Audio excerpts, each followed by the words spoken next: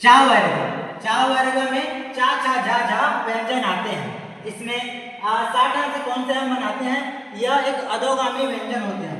इसमें सारे व्यंजन जो 4 व्यंजन आते हैं या अधोगामी व्यंजन होते हैं। अधोगामी किसको बोलते हैं? जो ऊपर से नीचे की ओर बनाए जाते हैं उसको हम अधोगामी बोलते हैं। तो चा वर्ग में व्यंजन चा पे हम जाते हैं, यह हल्के हाथों से बनाए जाने वाला व्यंजन है। इसे ऊपर से नीचे की ओर 60 अंश के कोण पे बनाया जाता है। ठीक है, तो इस प्रकार से हम बनाते हैं हल्के हाथों से ऊपर से नीचे की ओर 60 अंश के कोण पे। सेम इसी प्रकार से व्यंजन छा में आते हैं। व्यंजन छा यह हल्के हाथों से बनाए जाने वाला व्यंजन है। हम व्यंजन छा को बीच से काट देंगे तो व्यंजन छा बन जाएगा। ठीक, इसी प्रकार से व्यंजन जा को अगर गाढ़ा कर देंगे या फिर 60 अंश के कोण में हम व्यंजन जा बनाने के लिए गाढ़ा करके अगर 60 अंश के कोण बनाए तो वह व्यंजन जा बन जाएगा। सेम इसी प्रकार से व्यंजन जा को अगर गाढ़ा करके काट देंगे तो व्यंजन जा बन जाएगा। ठीक, इसी प्रकार हम अगला चलते हैं टा वर्ग। टा वर्ग में टा ठा ढा व्यंजन आते हैं। यह व्यंजनों को हम 90 अंश के कोण के भांति बनाया जाता है। ठीक है, तो इसी प्रकार से है कि व्यंजन टा वर्ग ऊपर से नीचे की ओर अधोगामी व्यंजन बनता है 90 अंश के कोण में। तो आगे चलते हैं व्यंजन टा वर्ग। व्यंजन टा में व्यंजन टा ऊपर से नीचे की ओर हल्के हाथों से बनाए जाने वाला व्यंजन होता है। ठीक, हल्के हाथों से ऊपर से नीचे की ओर 90 अंश के कोण में बना दिए। अब आगे है व्यंजन ठा। तो व्यंजन ठा के लिए व्यंजन ठा को अगर बीच से काट दिया जाए तो व्यंजन ठा बन जाएगा।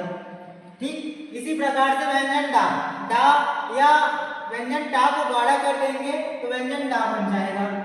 ठीक, इसी प्रकार से व्यंजन डा को गाढ़ा करके काट देंगे तो व्यंजन डा बन जाएगा। आगे चलते हैं पा वर्ग। पा वर्ग में पा फा भा व्यंजन आते हैं। यह ऊपर से नीचे की ओर 120 अंश के कोण में बनाया जाने वाला व्यंजन है। ठीक है, तो पा वर्ग में की ओर 120 अंश के कोण में बनाया जाने वाला व्यंजन है। ठीक है, तो इस प्रकार से ऊपर से नीचे की ओर 120 अंश के कोण में बनाएंगे। यह हल्के हाथों से बनाया जाने वाला व्यंजन है। सेम इसी प्रकार व्यंजन फा के लिए है। व्यंजन फा को अगर बीच से काट देंगे तो व्यंजन फा बन जाएगा। व्यंजन फा को अगर बीच से काट देंगे तो व्यंजन फा बन जाएगा। व्यंजन फा के लिए व्यंजन फा को अगर गाढ़ा कर देंगे तो व्यंजन फा बन जाएगा। ये आगे चलते हैं व्यंजन भा के लिए। व्यंजन भा को अगर गाढ़ा करके बीच से काट देंगे तो व्यंजन भा बन जाएगा। गाढ़ा करके बस काटना है और कुछ नहीं करना। ठीक है, तो इस प्रकार से हम का वर्ग देख लिए, चा वर्ग देख लिए, टा वर्ग देख लिए और पा वर्ग देख लिए। अब चलते हैं रा वर्ग पे। रा वर्ग पे केवल एक ही व्यंजन होता है, वह है केवल और केवल रा व्यंजन।